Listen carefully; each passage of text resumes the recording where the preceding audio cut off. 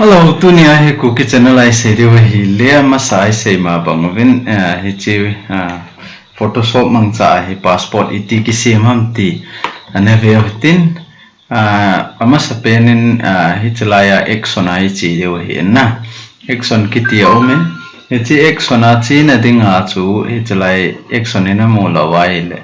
he chlai windows ana chi ai chlai action ena mi ding he na me ting le ta rong pot ding he he chang pot zo ting le he chlai file ana chi ding ai pilim na za no ham na he chi ana jang ho hitin he chi na za ting le he chi example ding a ki sim he na he ta he in he chi zo ting le he chlai na click ding he na create new set he chlai na me ding am ban he chlai passport ga tin he ta he bol de we na he chi zo tiếng le chlai new layer na me ding hi in new layer action na me ding hi in hi chaba he 3 by 4 tu te am ban le he chaba record na me ding hi chi zo tiếng le chlai file na chi ding file na me zo tiếng le he chaba he new file na chi ding na new file na chi ding am ban le he chaba photo select ngoi tin aban le chaba he portal he chi 3 aban le chi 4 he chi 150 set ngoi tin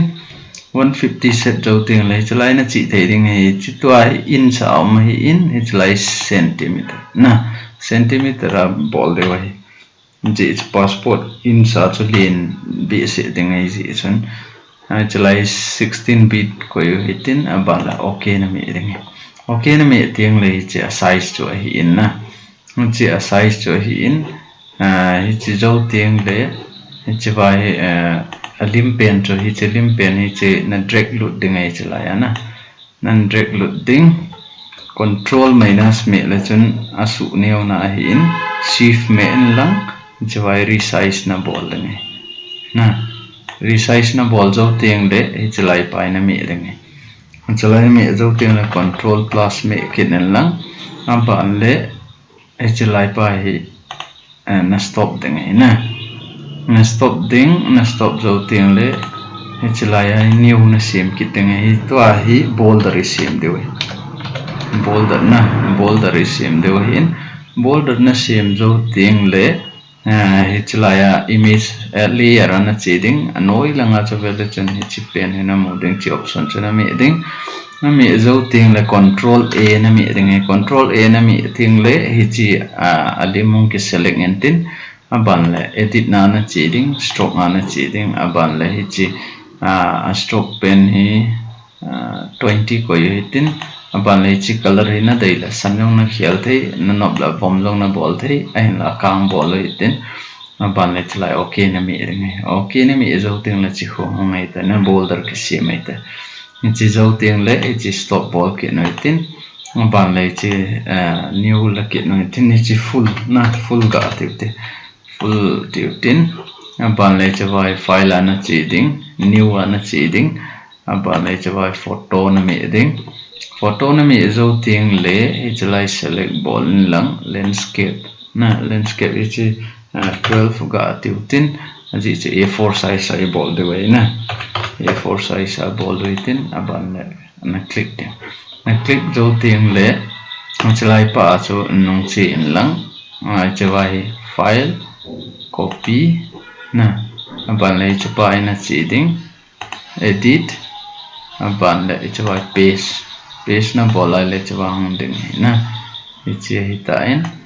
aban le chi zo tiếng chu le control j na me ding control j me le chun chi vai duplicate hong ding hin chi wang hi tai na kaya chlai ang na bol the chong ki bang ai na ai bang a chu shortcut na chu control j na me ding control j me le chun hi tai ki copy ding hin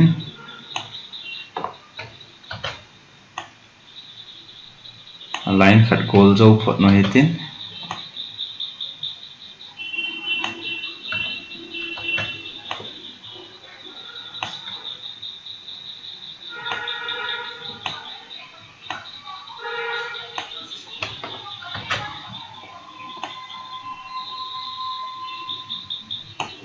na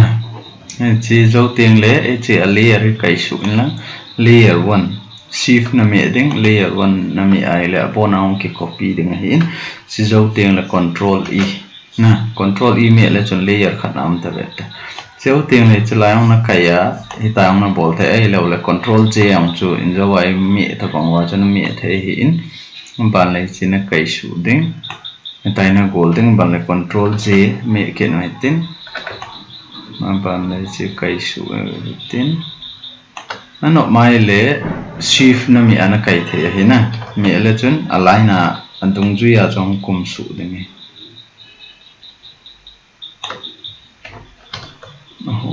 control j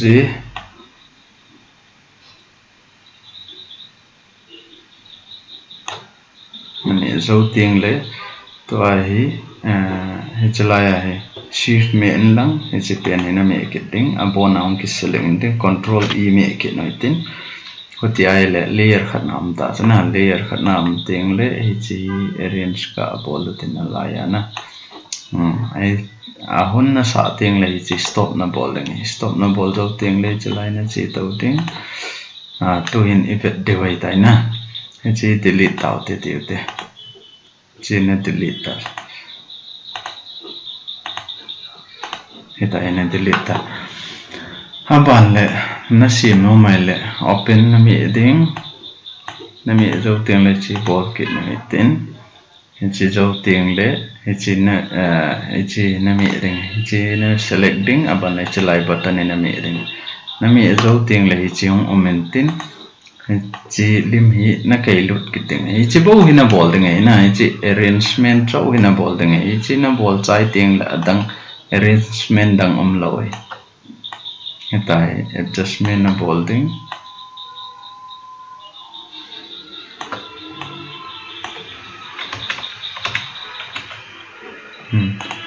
ban nei ta na selecting na select jo ting le tai chi boulder na boulder me lewen a boulder pa jong ki sim ding ban le full na me ding chalai na me ding me le chon amal ma ta beta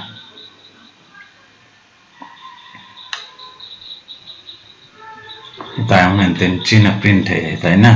adan chu avet sa na lim dang an choi da so mi dang hong ta he chi nang na print jo ta na print jo pha na chu na delete tai te na delete na la format chu na lai chu chi vai na a format iza kai chu na lai ai le lim dang ga bol kit no hitin lim ki bang be be en hi jong le a color chu ma hin na chia ding a choi chi na selecting chlai na mi kit ding na mi ai le chiwa hi chi na drag lut ding ai chipai na drag lut ding na drag lut zo ting le chi resize na bol kit ding chi resize bol loitin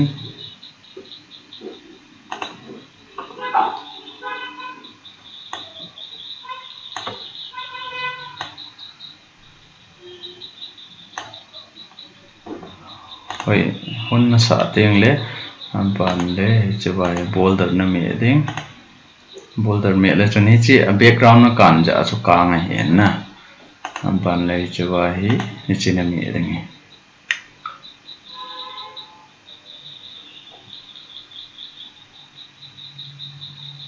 ta man tin hi chi na print kit jeng the na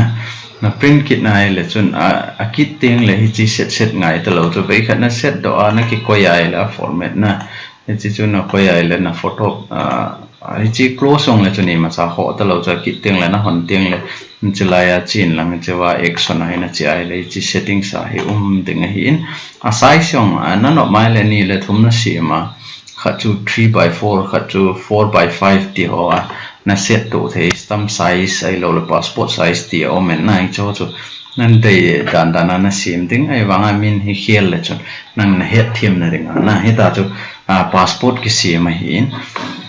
ji chun hi chi passport sim dan hi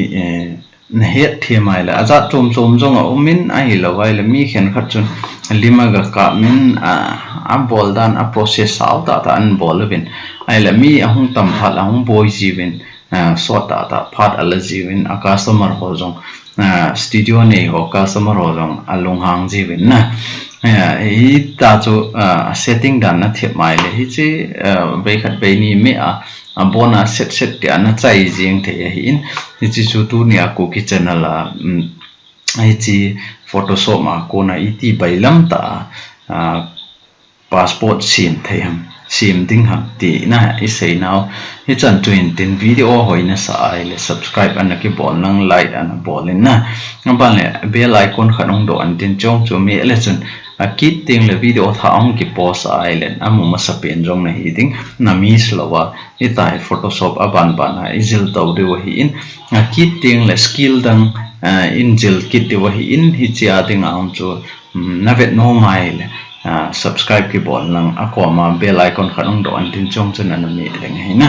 ngi chi chan cho hi in itiam khatna tu nia I sei na wa he thim lo wa mai la no ya comment nan bol wa ai lo wai le na he nom na langa umma photoshop ma na he nom na langa umai ni nan request the nan do kit the wa he na tu ni cookie channel be jo se ki pa na kan phong in he ki pa